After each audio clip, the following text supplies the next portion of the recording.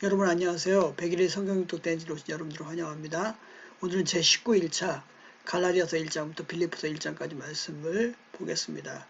환경은 다르지만 고난의 길을 걸었던 성도들에게 말씀하신 하나님을 다시 한번 만나는 귀한 축복이 있는 하루가 되기를 주님의 이름으로 축원드립니다. 갈라디아서는 바울이 지었고 AD 50년경에 지었습니다. 갈라디아 교회 성도들에게 편지를 보냈는데 이것은 갈라디아는 도시 이름이 아니고 지역 이름입니다. 주로 더베, 루스라, 안디옥, 이고니온 등 소아시아 반도 중앙에 있는 도시들에게 증거한 것이로 은혜로 주 안에서 자유를 누리라. 왜냐하면 바울이 지나가고 난 뒤에 거짓 선지자들이 와서 복음을 해방하고 복음을 왜곡시키는 일을 했기 때문에 그것을 적극적으로 방어하기 위해서 이 서신을 썼습니다. 그래서 이 갈라디아 남쪽으로 보냈다 북쪽으로 보냈다는 설이 있지만 아마 이 갈라디아 지역을 향해서 성도들을 향해서 보낸 서신입니다. 이 서신은 굉장히 격렬합니다. 왜냐하면 사람들이 얻은 구원에 대해서 헛갈리게 하고 그들을 유혹하는 거짓 선지자들의 거짓 사도들의 그 공격을 이제 바울이 보면서 도저히 참을 수 없었기 때문이다. 천사라도 저주를 받는다라고 이야기합니다. 바울은 자신의 사도직의 기원에 대해서 1장에서 얘기하고 자신의 사도직을 이제 주님이 인정하셨다는 거예요. 복음의 기원에 대해서 1, 2장에서 얘기하고 복음과 율법의 비교를 통해서 복음의 본질이 무엇인가, 또 복음의 생활이 무엇인가, 자유와 영적 생활, 성도의 교제에 대해서 말씀하고 있습니다. 바울은 갈라디아 교인들에게 인사하면서 복음이 오직 유일한 복음인데 자신이 사도가 된 것이 인간의 어떤 뜻에 따라 된 것이 아니라 하나님의 강권적인 역사로 되었고 이 장에서 자신이 이방인의 사도가 되었으며 믿음으로 구원을 얻는다는 거.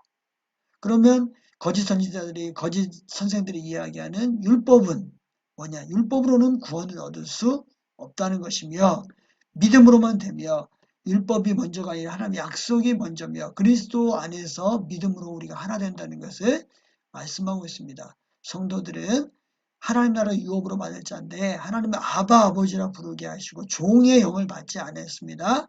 그런데 갈라디아 교인들이 율법을 따라가고 할례를 추구하고 하게 된다면 그렇게 흔들린다면 그들은 굉장한 문제가 있다는 겁니다. 그래서 이제 신의 산에서 율법을 받은 그 하가를 따라 난 자손과 사라를 따라 난 이삭을 비교하면서 우리는 자유자의 아들이라는 것을 이야기하고 있습니다. 그리스도인들은 이제 율법이 아니라 성령으로 열매를 맺는 사람들이고 또 무율법주의에 방종하며 삶을 살지 않는다는 것입니다. 우리는 그리스도의 법을 성취해야 되는데 그것은 바로 서로 짐을 지고 선을 행할 때에 감당할 수 있다는 것입니다.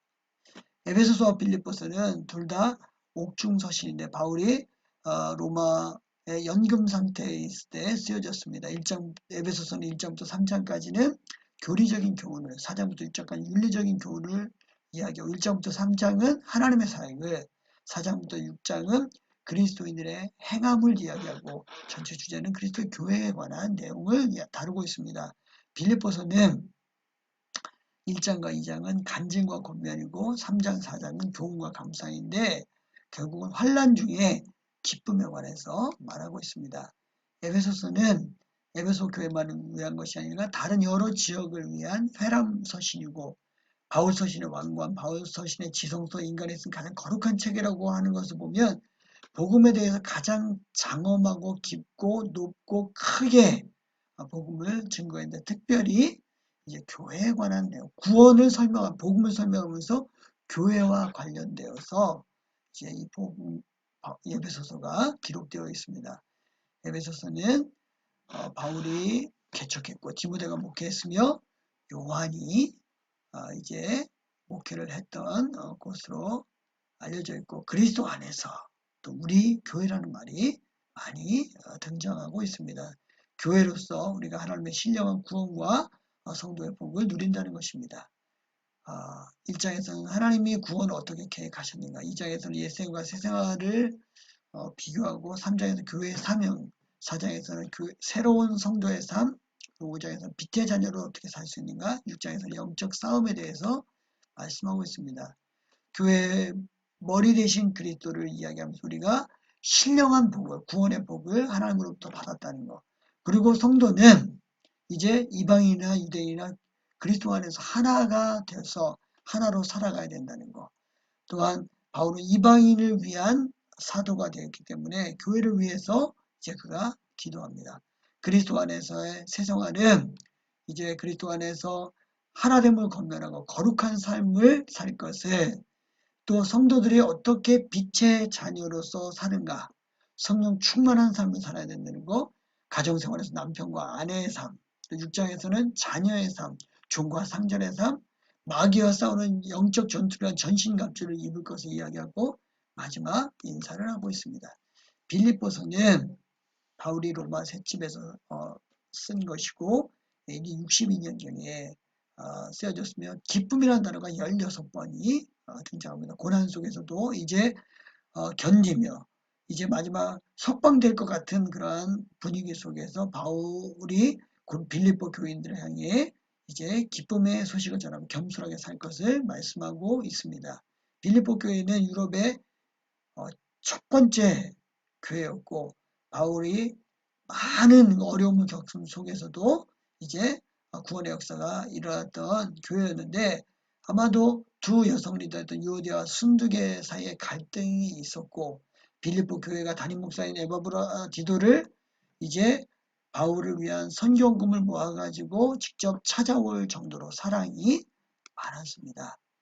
빌립보서의 1장을 보면 바울의 매임과 복음 전파에 대해서 자신이 매였지만 복음이 전파되는 놀라운 일이라는 것을 말씀해주고 있습니다.